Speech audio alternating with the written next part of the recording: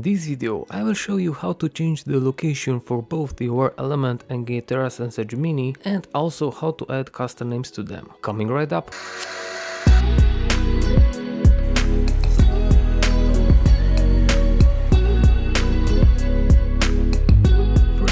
Let's see what the problem is and how to fix it. How do we get the daily rewards? Our sensors collect the data and sends them to the manufacturer's servers. PlanetWatch gets the sensors reading from these servers and adds the GPS coordinates. For Awair element and Kaiterra Sensedge Mini, the GPS coordinates are coming from Google Maps. It converts the address we gave when we onboarded the sensors into actual GPS coordinates. So for each sensor data collected with the location of the sensor, we get a reward. If the nectar connects all the data from the previous day, the reward engine will give us the full reward possible. If we send only half of the readings, we get only half of the daily reward, and so forth. Now the problem appeared, as you probably know, when these new sensors were added to the PlanetWatch network, as most of them had a GPS error. PlanetWatch asked us to manually change the address for these sensors to their headquarter 1, and later they did that automatically for all the sensors with the GPS error.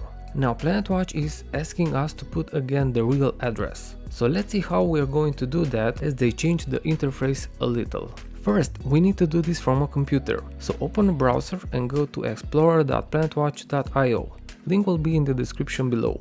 Here, click on the sign in button in the top right corner and use the username and password that you use in the PlanetWatch app on your mobile. Once we are logged in, we should see a button with our initial instead of the sign in one.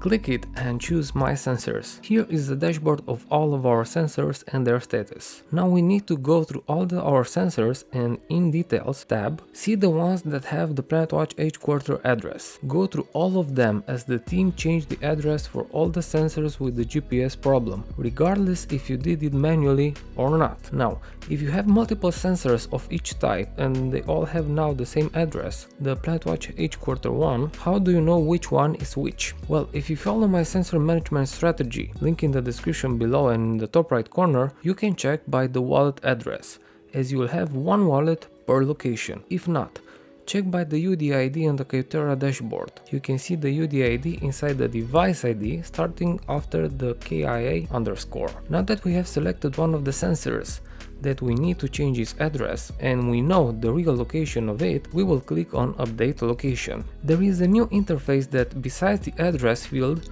we also have a real-time map. How do we best use this? We will start typing our real address and just select from the drop-down one that is the closest to our real position. If the sensor is in a flat, leave out the apartment number, put it just the street name and the number of the building. If the selected drop-down address is not spot on with our sensor's real location, we will go to step 2, and that is to drag the map to the real location of the sensor, and once we click on a spot, the pin will be placed there. So going back to what PlanetWatch wants, it's not a physical address, but the GPS coordinates.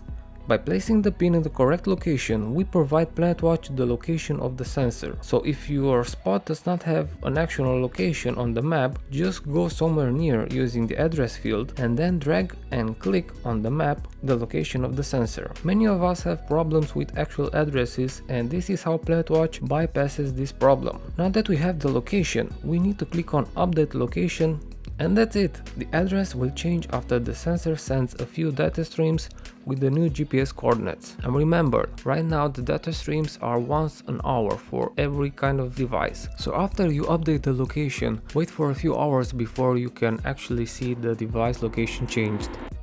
Now how about custom names? They are handy once again to easily identify which sensor is which. So just click on a sensor and the first field is a custom name that by default has the device ID value. By clicking on the pencil, we can change the custom name. I suggest using a combination of name and location, so that will be easy to identify later. Once we are satisfied with our custom name, click on the check mark to submit the change. Do that for all your sensors and you'll have a much more friendly sensor fleet monitoring system. That's it for this video. Give it a thumbs up, subscribe if you haven't already, and stay tuned. Until next time, see ya!